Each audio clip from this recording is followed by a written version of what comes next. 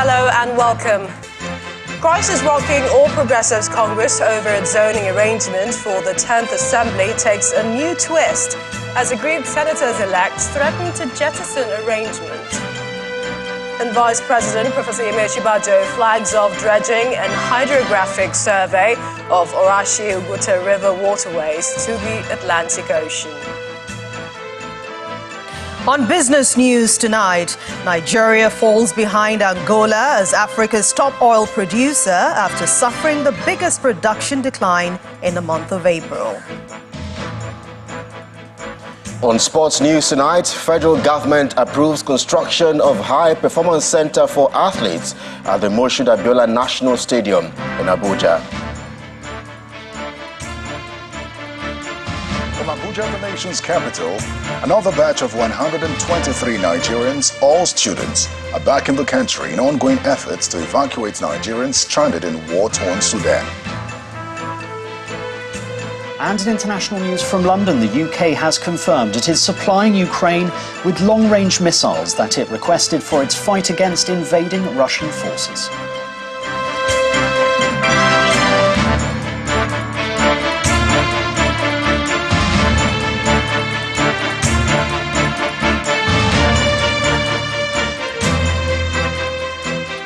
We'll begin with the proceedings at the Presidential Election Petition Tribunal today, where the Independent National Electoral Commission, INEC, and the presidential candidate of the All Progressives Congress, Mr. Bola Tinubu, are preparing to file a response to an application by the presidential candidate of the People's Democratic Party, Mr. Atiku Abubakar, seeking a live broadcast of proceedings of the tribunal.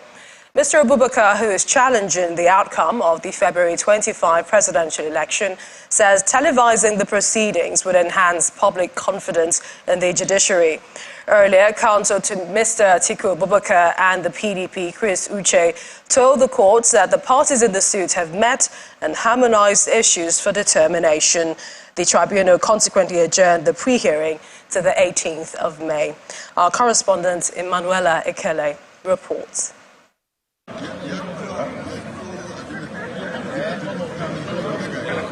The presidential candidate of the People's Democratic Party, Mr. Atiku Abubakar, arrives at the Court of Appeal, venue of the Presidential Election Petition Court, to witness the day's proceedings.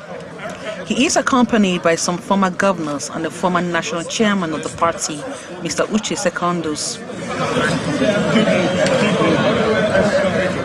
Present in the field courtroom are the lawyers from the PDP, APC, INEC and the APM, who are also challenging the victory of the president-elect, Mr. Bola Tinubu. The first case before the five-man panel of justices, which is the PDP petition and the party's counsel, Mr. Chris Uche, informs the court that parties in the suit have met and harmonized issues for determination and have agreed to eliminate objections while tendering from the bar during the hearing. However, he is still waiting to get the responses from the other counsels to his application for a live coverage of the proceedings of the tribunal.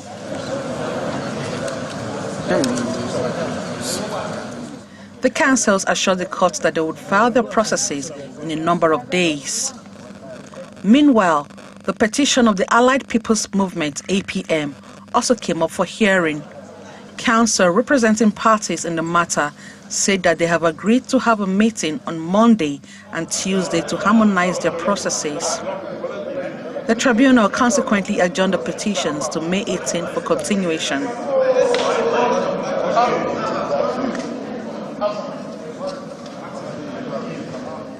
We served the other parties the motion for the televising of the proceedings. They explained here that they are still in the process of filing their replies. Therefore, we could not proceed without their input. So we don't want to anticipate their response. That's why the matter and this motion and other motions have all been adjourned to Thursday next week. Definitely on Thursday, every party would have filed his replies. We do not have any link or any relation with other parties that have withdrawn, and we are saying this with affirmatively and with all seriousness and of course with all responsibility.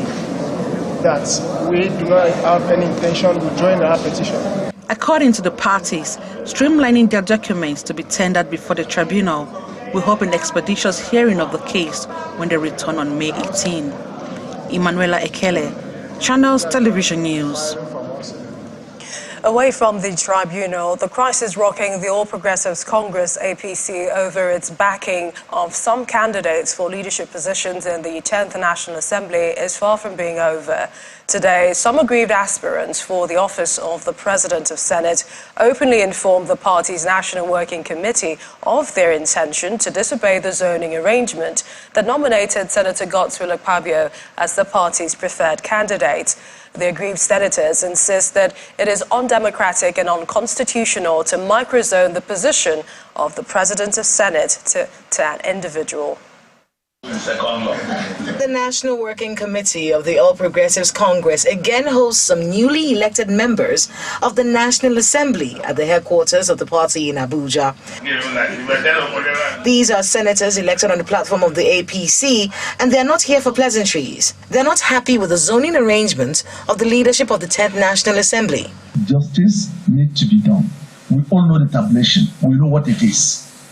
And we shouldn't be blind. The power of anyone is not absolute. It's only power of God that is absolute. If you say the power that no throne that is permanent, but God's throne is only that is permanent. Take your pen and write it. Anything on the contrary, wallahi, the Northern Nigeria will take another decision against APC, and that will be that. What you have done does not look very nice by putting people's name, personally people's name. It's undemocratic. It's against the constitutional right of 3 or 4 sitting down here. Section 51 of the Constitution do not say this for the National Assembly. So we are going to challenge it. We are going to say no. As we are going, I had expected that the party will look at those who are very few. Just, I think, 4 of us or 5 of us declared interest. And I thought, in the wisdom of the party, they will invite just those 5 of us. The national chairman, who received the protest letter from the aggrieved senators, assures them that the issue will be revisited. We are happy to receive you, to come and express your displeasure for what the world was giving. Take us what we have done. There are mistakes that need to be looked at. We will look at them. I will not be ashamed of doing so. Outside the meeting room, the senator representing Niger East insists that the party must correct the injustice done to the North Central. What is due to North Central should be given to North Central. We are all legislators. We are the ones that are going to the floor of the Senate to canvass support for anybody. And we have made our points very clear that if the president, in his wisdom, decides to support the balancing of the secularity of this country, we in the North Central, we agree to it. And what next? We should be giving our own dues. That's all we're asking. As the aggrieved senators await the outcome of their protest, the leadership of the party is optimistic that the issue of zoning of principal officers of the National Assembly will be resolved amicably. Also on the race to the National Assembly leadership in the 10th Assembly, the preferred candidate of the All Progressives Congress for the position of Speaker, Honorable Abbas Tajuddin, is promising a ranker-free election in the House of Representatives. Addressing a news conference in Abuja, Mr. Tajuddin says he's reaching out to other aspirants as part of efforts to ensure there is peace in the 10th National Assembly. He assures members of the House of Representatives that the election of a Speaker will not tear the House apart. This is the place where the future of the National Assembly is. We are gathering momentum day after day. Even the problems we are encountering from some of our contestants, today we have started gaining ground on some of them. And I want to assure you that in the next coming days, we will come and report the progress so far on the number of people we have been able to convince and persuade, to drop their aspirations and join the bandwagon. Today we go to one person, and as we are talking, two people, we are talking to two people. There is a likelihood today or tomorrow we'll be able to also persuade them to drop. The others, some of our governors, the president-elect himself, are also working on them. So let's continue to pray, because what we want at the end of the day is to have an election that is rancor-free.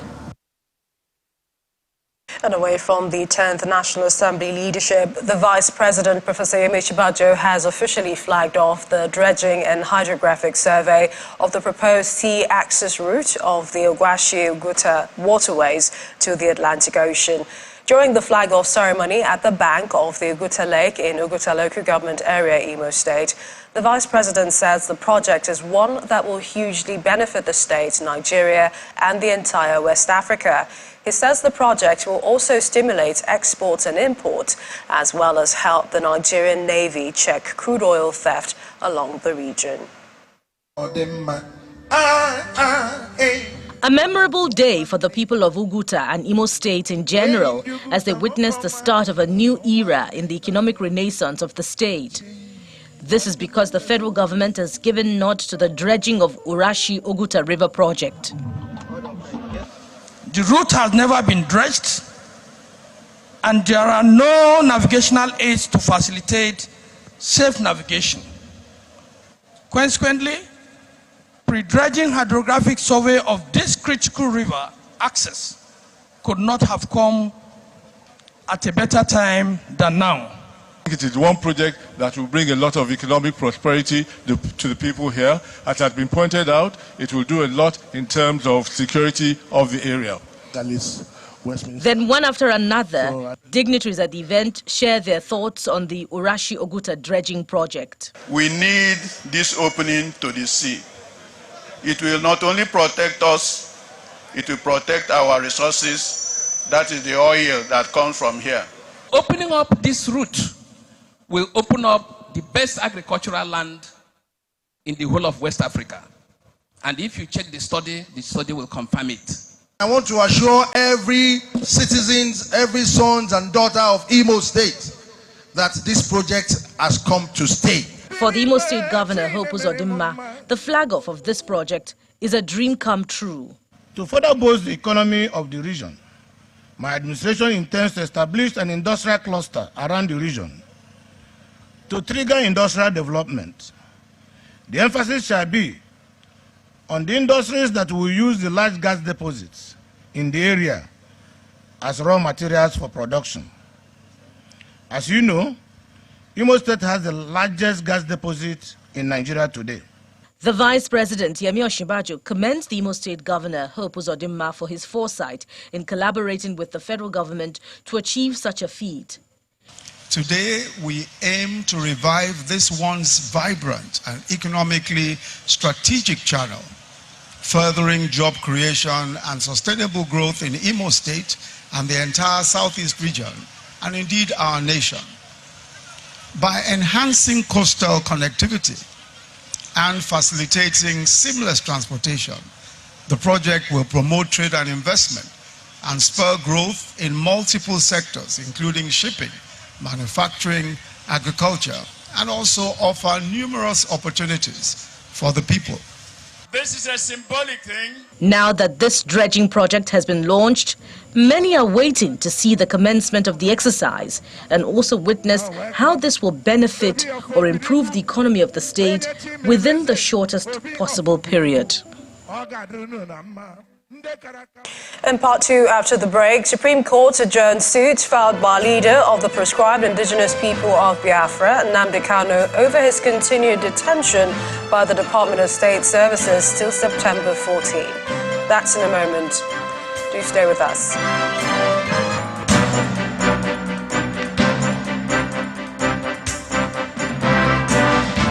Welcome back. If this is joining us, you're watching the news at 10 live on Channels Television. Here's a reminder of our top stories.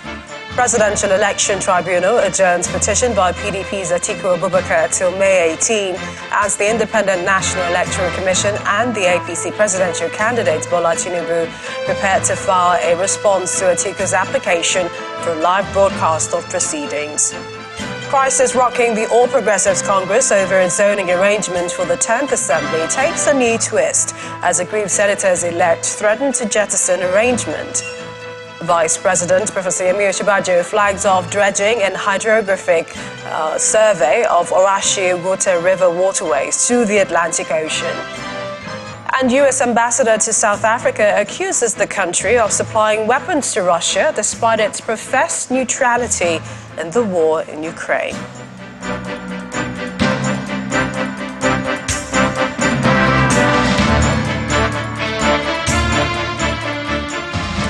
With less than 3 weeks to the end of his administration, President Muhammadu Buhari has appointed Mr. Garba Umar, an Assistant Inspector General of Police as a Senior Security Advisor on International Police Cooperation and Counterterrorism. According to a statement issued by the presidential spokesperson, Mr. Garba Shehu, Mr. Umar's appointment is domiciled in the office of the Minister of Police Affairs and takes effect from the 16th of May. Mr. Umar is the Vice President of the International Criminal Police Organization, Interpol for Africa, and also the head of the Interpol National Central Bureau in Nigeria. According to the statement, in approving his appointment, President Buhari considered his tenure as a member of the Executive Committee and ways in which he assisted Nigeria. He believes that he will do more in securing equipment for crimes, border management, and counter-terrorism for the country. Let's go to legal matters now. The Supreme Court has adjourned the hearing of the suit filed by the leader of the proscribed indigenous people of Biafra, IPOB, Nnamdi Kanu, to September 14. Mr. Kanu had approached the court to appeal the verdict of the appeal court, stopping his release from the custody of the Department of State Services. Now, during the day's proceedings, the Apex Court granted the application of the Attorney General of the Federation, Mr. Abubakar Malami, to file additional processes in response to Mr. Kanu's filing, which was done on Tuesday. Now, senior counsel to Nnamdi Kanu, Mr. Mike Ezekome, expressed fear that the leader of the indigenous people of Biafra might die in the custody of the DSS. This was his submission during the hearing at the Supreme Court. He says that Mr. Kanu's health issues have deteriorated and he needs surgical operation. The lawyer asked the court to rule in favor of the transfer of Kanu from the DSS custody to Kuje Correctional Center so that he can begin treatment. While reacting to Mr. Ezekome's plea, the Apex Court responded that God will keep Mr. Kanu alive and that he will not die in detention, and said that even if the court proceeds to hear the appeal, there is no space within its calendar to write and deliver the verdict within the 90-day deadline. The case was therefore adjourned to September 14. Staying with legal matters, the Ezendigbo of Ajao Estate in Lagos, Frederick Nkedelim Nwajagu, has been arraigned before a Lagos High Court sitting in Tafawa Balewa Square on alleged terrorism grounds. The charge states that the offences contravene the provisions of Section 403, subsection 2 of the Criminal Law of Lagos State and Sections 12, sub C, 18, 21, 29, and 12A of the Terrorism Prevention and Prohibition Act 2022. The defendant denied the allegation and pleaded not guilty to all counts as the case was adjourned to July the 4th and the 5th, 2023 for trial. We head to Abuja now for more stories. Terry is waiting. Hi, Terry. Absolutely, Millicent. Hello. Back here in Abuja, another batch of Nigerians arrived at Nnamdi Azikiwe International Airport today as part of efforts to evacuate Nigerians that are stranded in war-torn Sudan. The Talco Aviation aircraft carrying 123 evacuees, all students from Port Sudan, arrived at 12:25 p.m. Our correspondent Victoria Longjohn was there. This is the 13th aircraft to land in Abuja in the latest evacuation exercise from Sudan. The 123 evacuees are all students, comprising 122 males and 1 female. They are received at the Pilgrims Wing of the Nnamdi Azikiwe International Airport, where government representatives receive them and put them through the necessary documentation. The president has done everything possible to bring them back home. These are children of parents like me. Some are making arrangements on how to continue their education, but for those who have difficulty, they can liaise with the National Commission for Refugee, Migrant and Displaced Person for a link-up with the Ministry of Education as it concerns their education.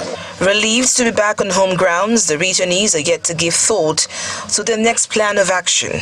I don't think I'm going back to Sudan, but inshallah, in some weeks to come, I will try to pursue my education, maybe in Nigeria or in another country.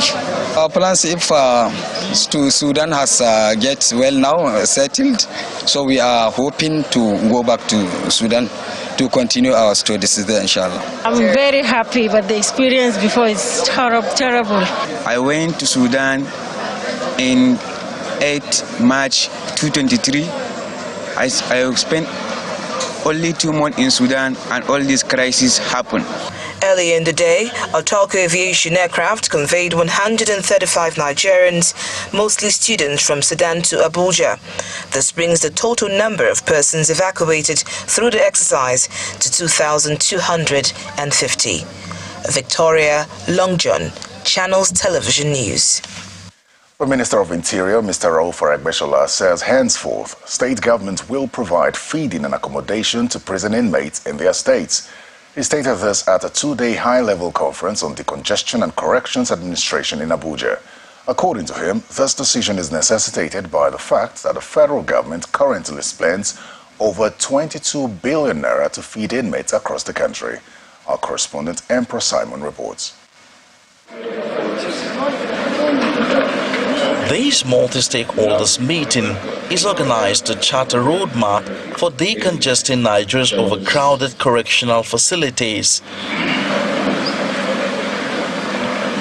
Across its 244 correctional centers, Nigeria currently has over 75,000 inmates in custody, and this has a ripple effect on the country's dwindling revenue, according to the federal government.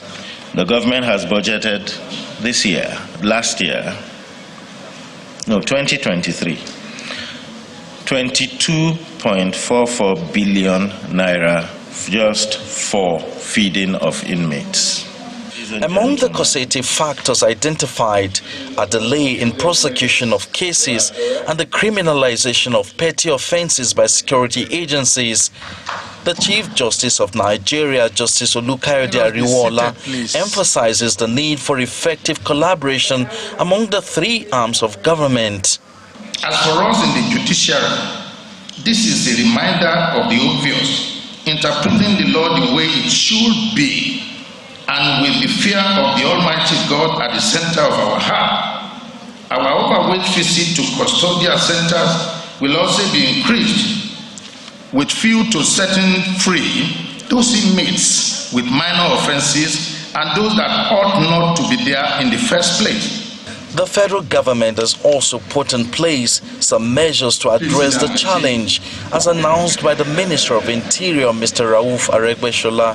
States are now empowered to, first of all, enact their own law, establishing correctional service, and build custodial facilities going forward with that law.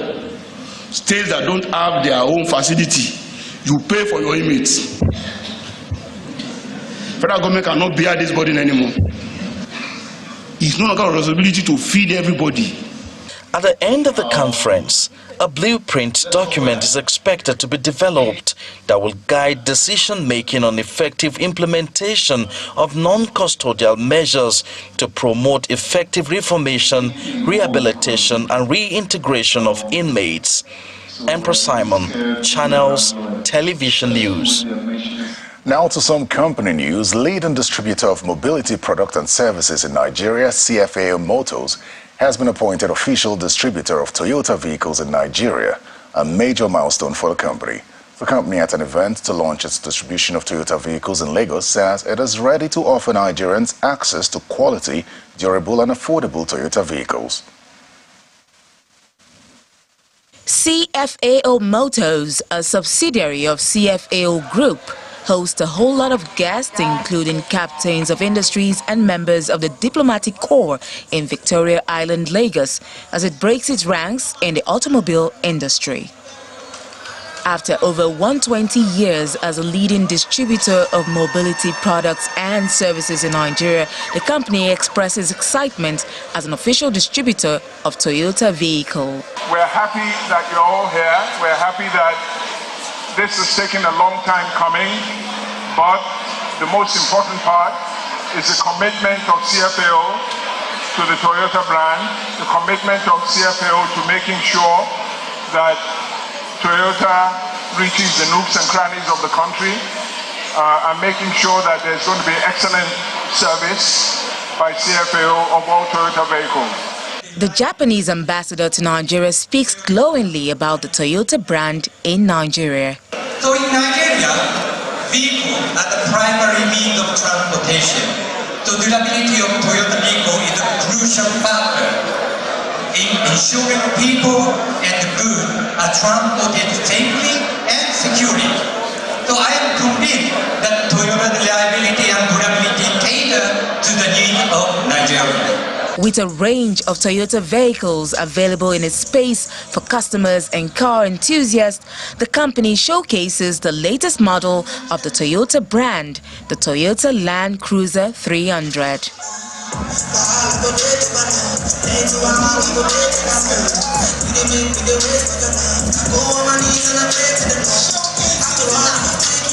Because we are the official distributor of Toyota in Nigeria, we actually represent the full range of vehicles that are authorized by Toyota for distribution in Nigeria. So from the Toyota Starlet to the Belter to the Rumion, we have the Urban Cruiser, we have the Corolla Sedan, which is quite popular. We have the Toyota Camry, and then we start with the Corolla Cross, which is a very lovely product, if I must say so.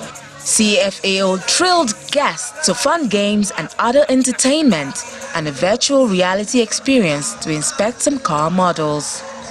The company promises to redefine the Toyota experience to meet the expectations of customers. Some more company news now. Mobile phone manufacturer Tecno has launched Camon 20, the latest smartphone in the Camon series, into the Nigerian market. The device comes with an amazing camera, among other unique features, as well as Magic Skin innovation, a brand new material technology that is skin-friendly and stylish. The latest device, according to the company, represents its commitment to continuously revolutionize smartphone experience through outstanding technologies and exceptional performance. With innovation, with their design. Before an audience made up of brand ambassadors, distributors and other collaborative partners, the Tecno Camon 20 is unveiled. Tecno Camon 20 prize unveiled.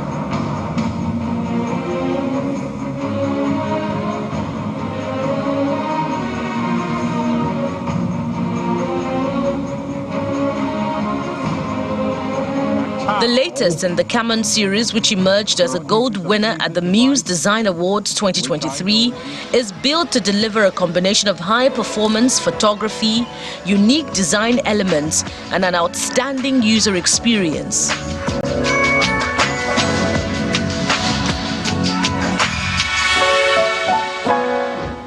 Over the years, we've tried to improve on our Camon series. From last year, we did Camon 19.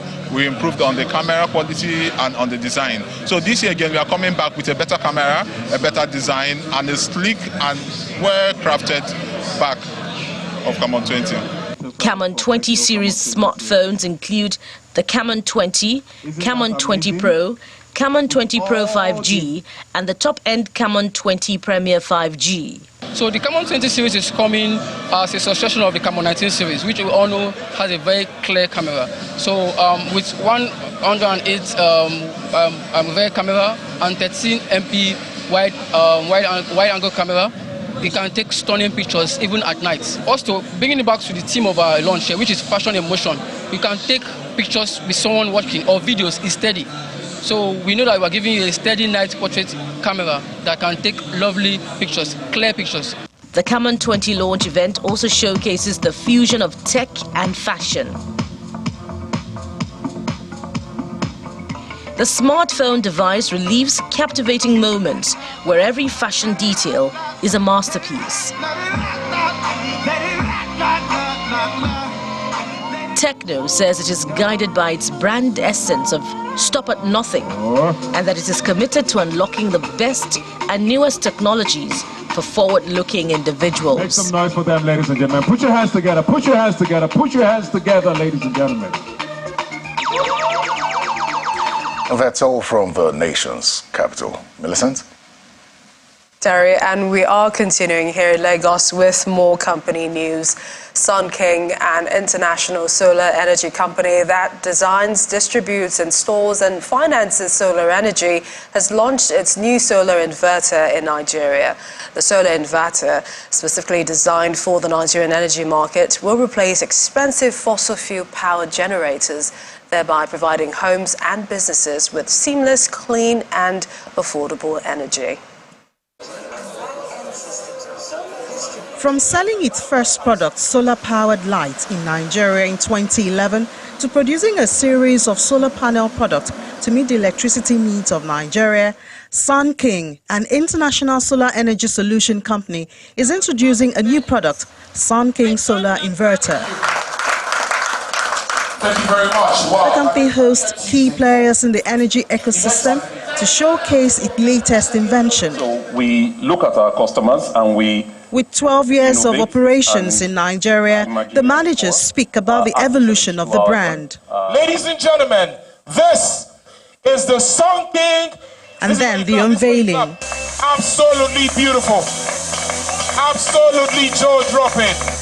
Please come closer. Thank you so much. Our solar inverter is a hybrid product, so this ensures that it's able to be charged through two means, either through solar panels that are placed on the roof of a building, or it can be charged through the grid.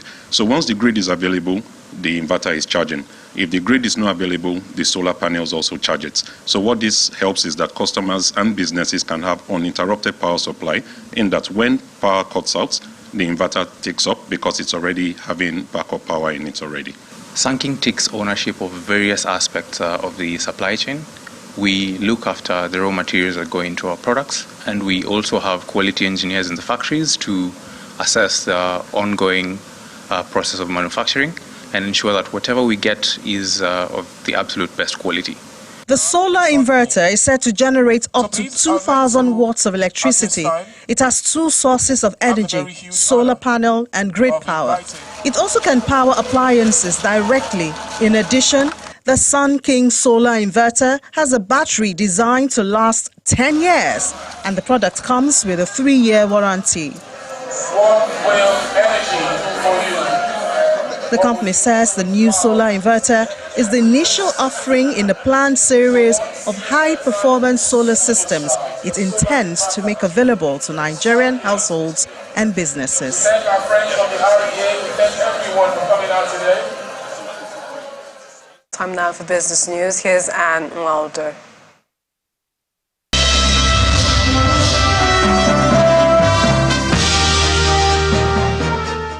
Thank you, Millicent. Hello and welcome to Business News.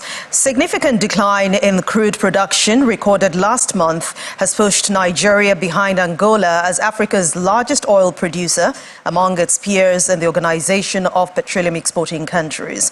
This latest edition of OPEC's monthly oil market report released today shows that Nigeria's oil output dipped by 270,000 barrels per day to 999,000 barrels last month, as against 1.26 million barrels recorded in the month of March, while Angola's oil production rose by 91,000 barrels per day to 1.06 million barrels.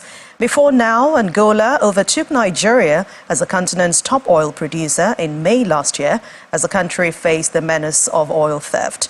Meanwhile, oil and gas analysts have attributed the output decline on the shutdown of activities at one of the country's major export terminals, the Forcados pipeline, as well as the strike action at the local unit of ExxonMobil. The Securities and Exchange Commission says it has launched the Fast Commodities Fund, which is approved by the capital market regulator. A statement from the SEC mentions that the new asset class will enhance products diversification in Nigeria's economy while preventing the loss of investments to fake crowdfunding programs and Ponzi schemes.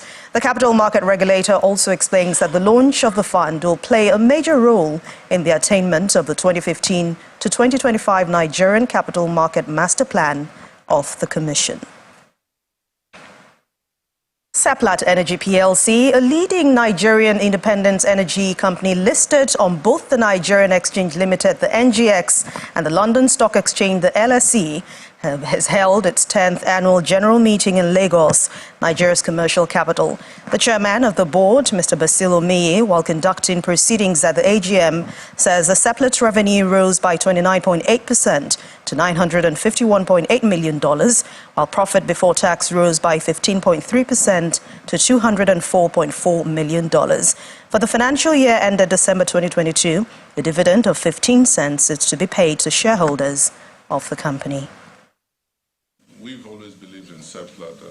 Seplat Energy PLC is holding its 10th annual general meeting for the year end 2022.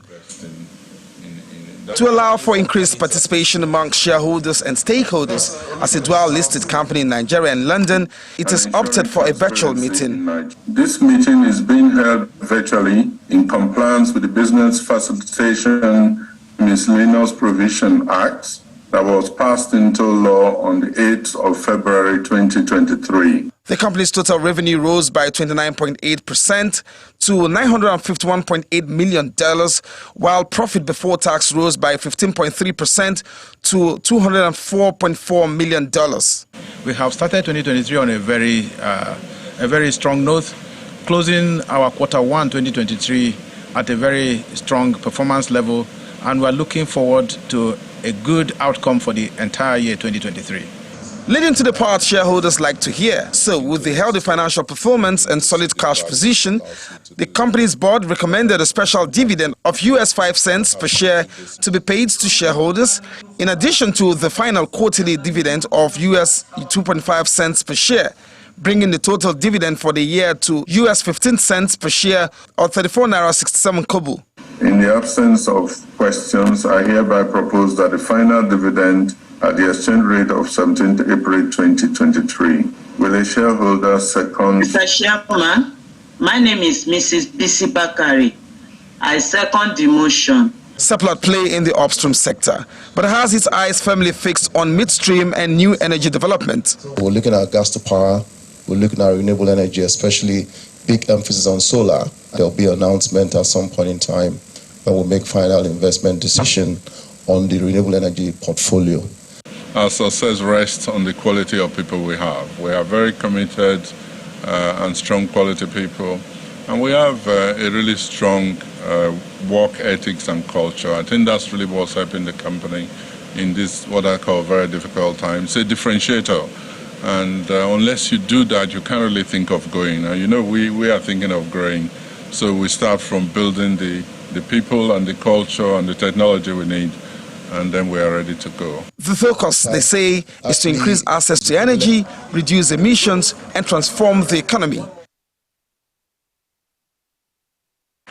From there, let's head to the domestic stock market, which extended the bearish sentiment for a second consecutive day today, as the total volume of shares traded declined by 13.9%. And John Mekwa has the details.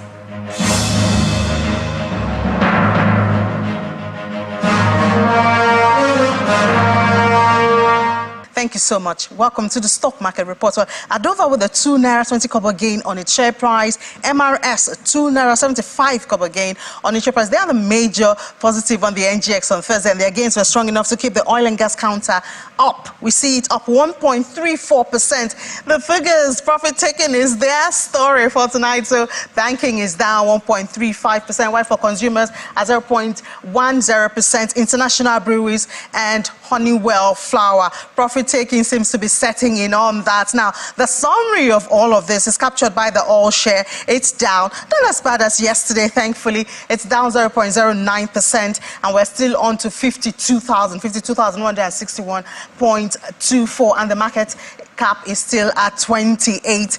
But what it means is that the bear is still growling. So the activity chart is not looking so good too. The bear doesn't come with a lot of goodness with the colors, you know, so it's more of red and just one positive. That's for deal 5,539. That's the stock market report. Not a very attractive one, but it's the market and we'll report it. Back to you, Anne.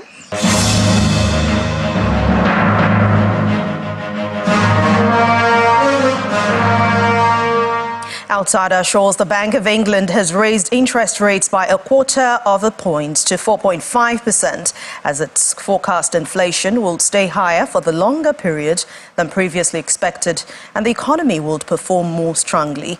Its Monetary Policy Committee voted by majority for the 12th consecutive successive increase in borrowing costs, continuing its most aggressive rate hiking cycle since the 1980s as it tries to dampen double-digit UK inflation. The central bank's key base rate is now at its highest level since 2008, when the global economy was in the grip of the financial crisis. Thank you for watching Business News Tonight. I'm Anne Nwawadu. The rest of News at 10 continues now with Millicent. Thanks, Anne.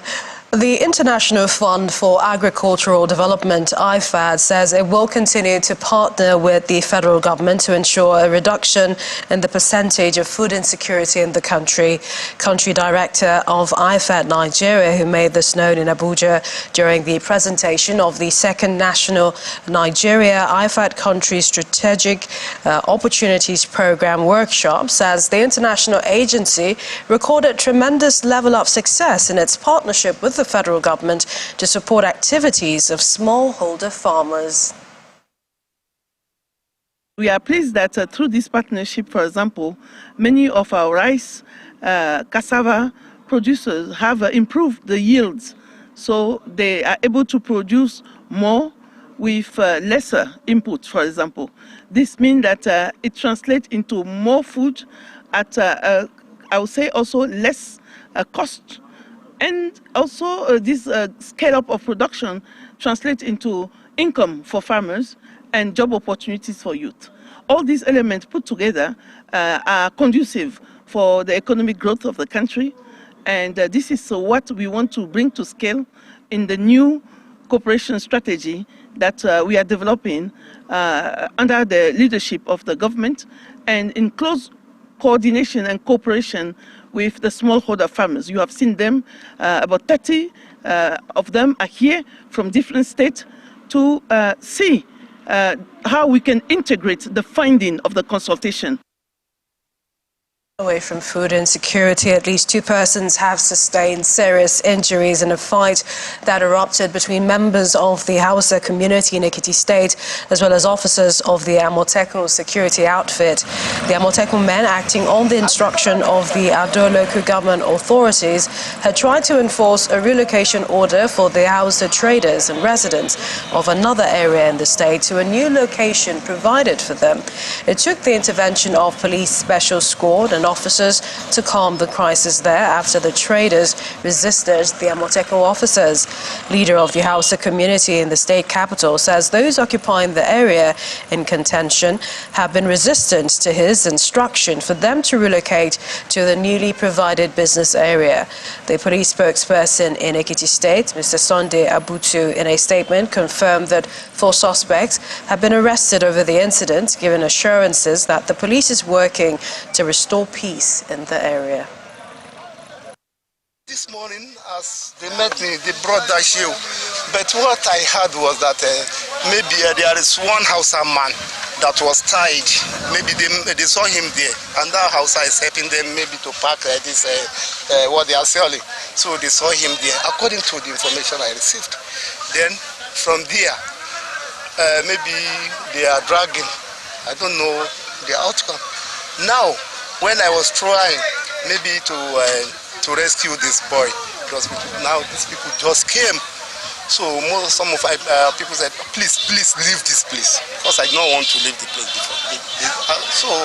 And I cannot. So immediately someone now brought me here.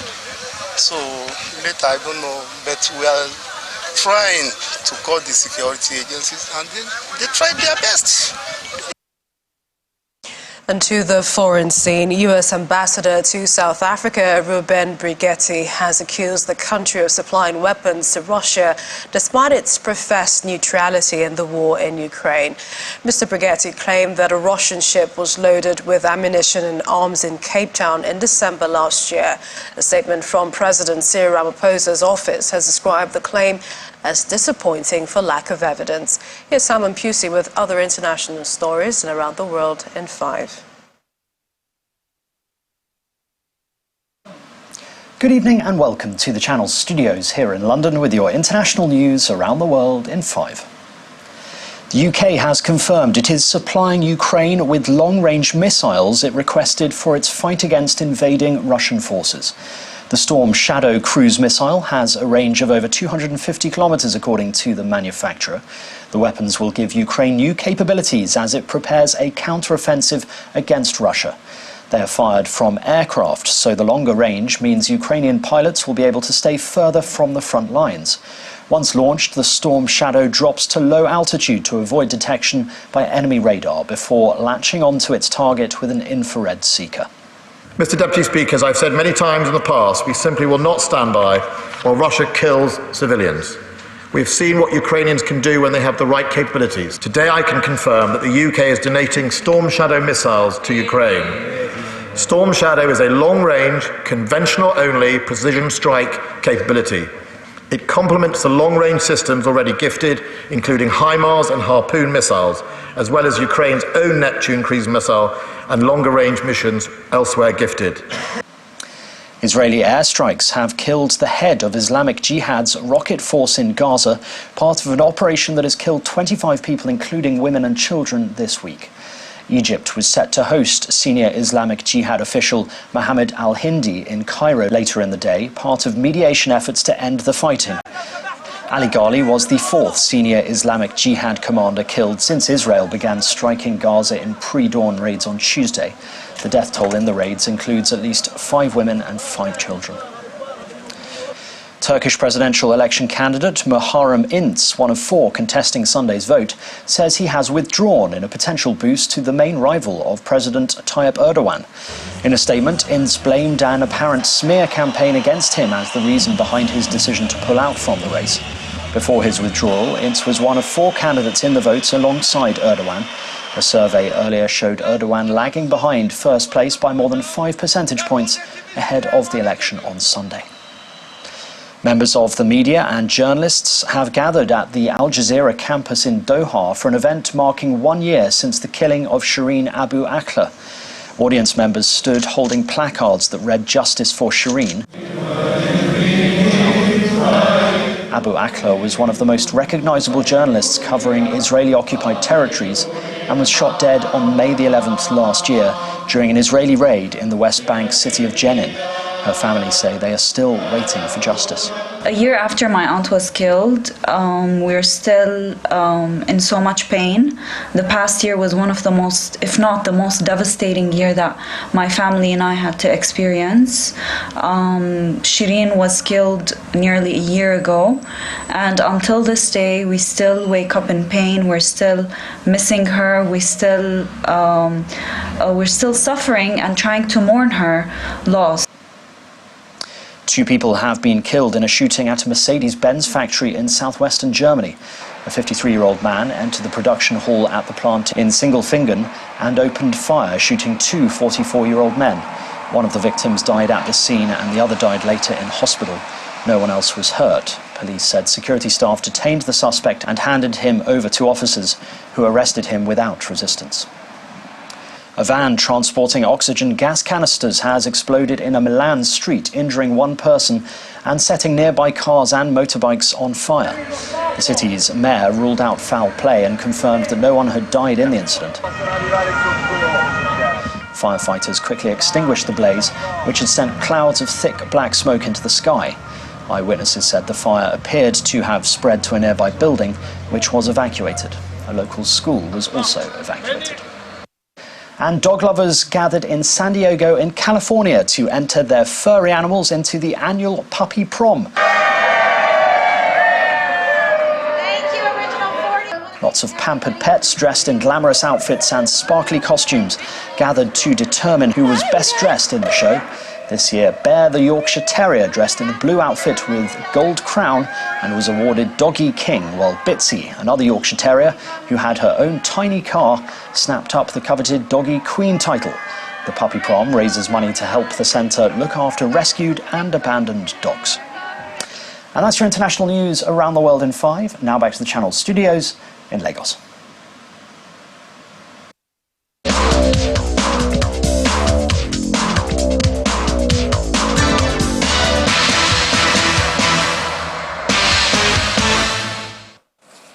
Thanks, Simon. Sports news now. The federal government has approved 2.4 billion naira for the construction of High Performance Center at the Package B of the Moshood Abiola National Stadium in the nation's capital, Abuja.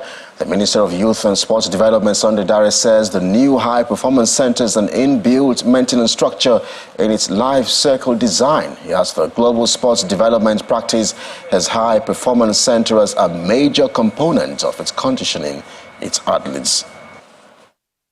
We got approval of 2.4 billion naira to build within the next 3 years a national sports medicine and high performance center at the Moshood Abiola Stadium. As we speak, more than 80% of the equipment that will be needed, some of them, digital equipment, are already secured and obtained at the Moshood Abiola Stadium.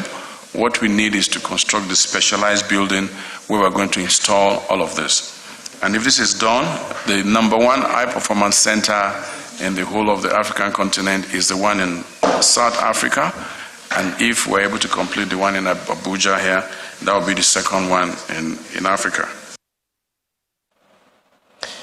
And now the Golden Eaglets of Nigeria will not be at this year's FIFA Under-17 World Cup after crashing out of the Africa Nations Cup. The five-time world champions suffered a 2-1 defeat against West African rivals Burkina Faso in the quarterfinals of the competition. Burkina Faso has now joined Senegal, Mali and Morocco as Africa's representatives at the World Cup.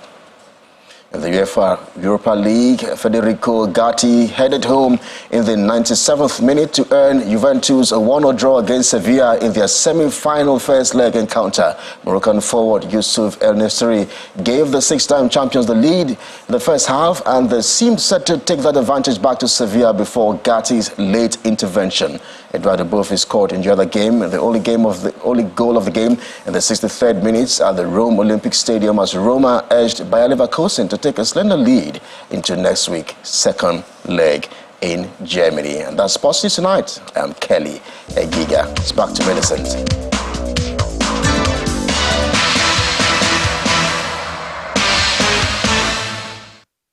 Thanks, Kelly. And the main news again. The Presidential Election Tribunal today adjourned the petition by PDP's Atiku Abubakar till May 18 as the Independent National Electoral Commission and the APC presidential candidate Bola Tinubu prepare to file a response to Atiku's application for a live broadcast of proceedings. And it appears the crisis rocking the All Progressives Congress over its zoning arrangement for the 10th Assembly is far from being over, as aggrieved senators-elect today threatened to jettison the arrangement. Also today, Vice President Professor Yemi Osinbajo flagged off the dredging and hydrographic survey of the Orashi-Guta River waterways to the Atlantic Ocean. And U.S. Ambassador to South Africa today accused the country of supplying weapons to Russia despite its professed neutrality in the war in Ukraine. And that's News at 10 tonight. Thank you for watching. I'm Millicent Walker. Have a good night and stay safe.